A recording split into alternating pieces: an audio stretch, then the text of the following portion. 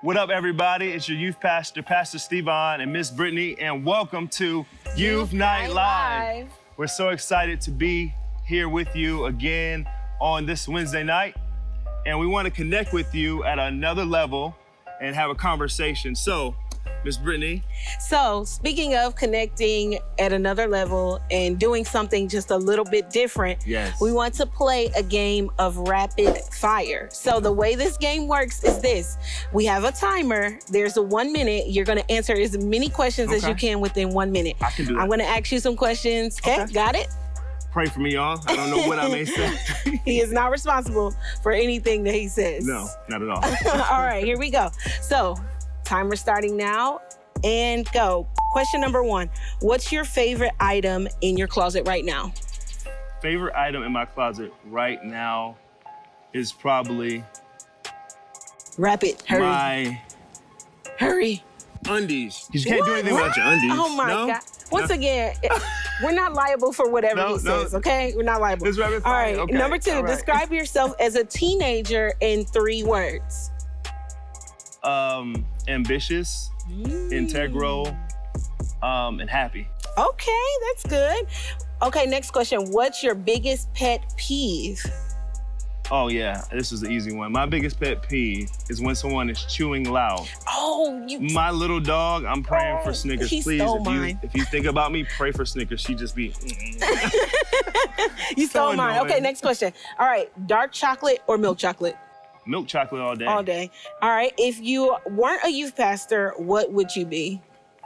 I would be in the NBA preaching the gospel. NBA, wow, okay. All right, who would play you in a movie of your life? Michael B. Jordan. Okay, last question. Apple or Android? Apple all day. All day, iPhone yes. Nation. Was that a minute? Did I do it? No. Yes, you did it. You did it. You didn't get to all of them, Yeah. but you did pretty good. The undies one kind of Yeah. threw everything. Yeah, off. you I'm threw sorry us. about that. But, okay, so I want to just kind of talk to everybody because at the beginning of the year, we sit down and we make our plans for what we felt like Right. God would do in Harvest Youth, Right. what he wanted to speak to you guys and how he wanted to grow you all Yeah. in this year. And obviously, COVID-19, coronavirus came and just Turn that thing around. switched a lot of things up for us. But there was one thing that we felt remained the same, Yeah. one thing we wanted to talk about, and we're going to share that today. Yeah. And that's the power of sharing your story. Share your story. Gotta share. So I have a question for you. Okay. So why do you feel it's so important to share your story? I believe it's important to share your story because I feel like there's significance in your story. Honestly, I believe we all have scars that are connected to our story, and there's wounds that we've been through and had, and a lot of times people don't know the process or don't know the journey of it, but I believe as we share it, people can be changed by it, they can be healed by it, they can be moved by it, and more importantly, I believe you can tell your own narrative, you know, when you share it versus someone else trying to share it. And the beauty of all of that is you can bring hope to someone that has gone through that same situation in their story as well. That's so good. And one thing that you kind of hit on that I think that people try to avoid in their stories is pain. Yeah. A lot of times we try to run away from the painful parts of our story. We try to avoid it. Yeah. We try to skate over it. It's like that old song, you can't go around it, you can't go under it. right? You gotta go through it. You gotta go through it. And so I wanted to ask you, how do you process pain, or how should people process pain? Because it is a part of your story. So how should they process it? Well, I think it starts with processing it, right? I think you have to think through the process of what that looks like for you. Everybody else's process may be different, but I believe the number one way is to go through, right? The difference is you have to figure out the how for you, right? And so for me, when I have pain, maybe, you know, for you want to sleep all day, you may be sad, you may be depressed, maybe want to listen to music all day. I like to write, right? So I like to write music, I like to write poetry, I like to create. And so by me doing those things, it gets some of that stuff out of me and it's therapeutic for me. And I like to play basketball. Like when I play basketball, it just kind of frees my mind from that stuff. But also, being honest, just going to the word. Because honestly, there's answers there that we need and there's answers that can help us through that process. But I believe not just reading the word can help, and not just listening to worship can help, but I believe putting practicality behind it, right? Putting application in place to say, how am I doing from the last 3 months? Yeah. Talking to someone is very, very, very helpful. Honestly, that's probably one of my favorite things to do, is to just talk to my dad, who's my best friend, and my brother, of course you, babe. Like finding someone to share. We talked about that earlier this year about your circles. Yeah. When you're stuck in the corner, when you're in the corner, most times you're looking for who's in your corner, but you're also looking to say, who's in my circle? Yeah. Right, and so for me, that's what I'm doing. And that's what I did when I faced a lot of pain, growing up, even now, trying to figure out that process. It's good. So before I ask you to share your faith story, I want to ask, what is your favorite part of any story? What is your favorite part of a storyline or a movie? Like, what draws you in? For me, I mean, you got the plot, you got the twist, you got the problem, you got the success, you got the crisis, you got the climax, right? All of those different things. That seems very, very, very intriguing, right? I don't know if you've been watching TV. I know you have. We all been quarantining, so we've been trying to find other things to do outside of working and doing schoolwork, right? To keep our minds right. And I know you've been watching Netflix. So if you have a favorite Netflix show, drop it in the chat below. Hopefully it's wholesome. But anyways, for me, with all of those things I stated, I think the best part that draws me in, that captivates me, is the end.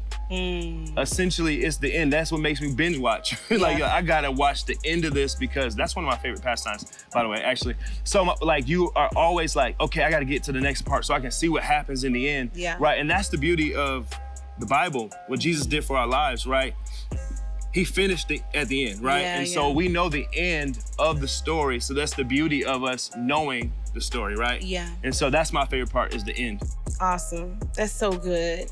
So speaking of stories, the end of the story, I would love for you to take some time and just share your actual story, your faith journey, because I believe the importance of this conversation is to show you all as youth that it's important to share your faith. It's important to share, with your peers and your friends, your family members, your cousins that maybe don't know Jesus.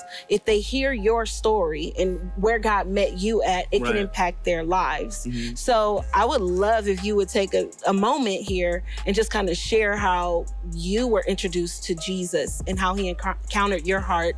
And maybe that can be helpful to some of them in sharing theirs. Well, the Bible says that they overcame them by the blood of the Lamb and the word of their testimony. Yeah. So there's not just beauty in his blood that was shed for our lives, but there's beauty in your story, beauty in your pain, beauty in some of the blood and tears that you had to shed in the process that you've been going through. And for me, I remember at a very, very young age, God captivating my heart, captivating my life. And it was around 5 years old. I remember at this old Baptist church growing up, and it was a decent Baptist church. Sometimes it would be really small. This was a nice sized church, and it was red pews, which I hated at a young age, but I didn't really care about the color scheme and the aesthetic, but I knew when I heard my pastor preaching and I seen sweat coming down his brow and I seen him preaching hard, right? I knew that God was pulling my heart. And so at a young age, you really ask mom, can you go to the bathroom? Can you go to different places? I didn't ask my mom or my dad. I just got up when they gave the salvation call and the altar call, and I start walking those little legs down that aisle. And next thing you know, I'm sitting up there and I give my life to Jesus Christ at 5 years old. And my pastor asked me this, and it still rings in my heart to this day. And what keeps me is what drives me to even do what I do as a youth pastor, as a husband, as a man of God, is that he asked me, why do you want to get saved? And I said to him, because I want to preach your gospel. I want to preach God's gospel. And the beauty of it is the Lord's given me the opportunity, and I'm doing that still today. So that's my story. Now. Yeah, it's so powerful. So you just never know that moment, like what that moment will do in your life. It can literally cause a ripple effect. Yes. That moment you encounter Jesus and he changes your heart. Obviously, he changes it for the better. Right. And it can ripple effect into now you sitting here with the youth pastor, started at 5 years old, and being able to affect a generation is powerful. So this was very, very helpful and powerful conversation. So we're so glad that we got to sit down with you guys and talk to you, encourage you about your story. Don't be afraid to share. Don't be afraid to share your story with your peers, your family members, and your friends, and have that ripple effect happen in your life. Yeah. The Bible says that we must compel them to come. Your story is compelling. You may not think it is. You may feel like you're an insignificant little middle schooler or maybe a high schooler that nobody wants to hear their story or hear your story, right? But your story has an effect, and it can have an effect if you don't share it. So we want to challenge you today.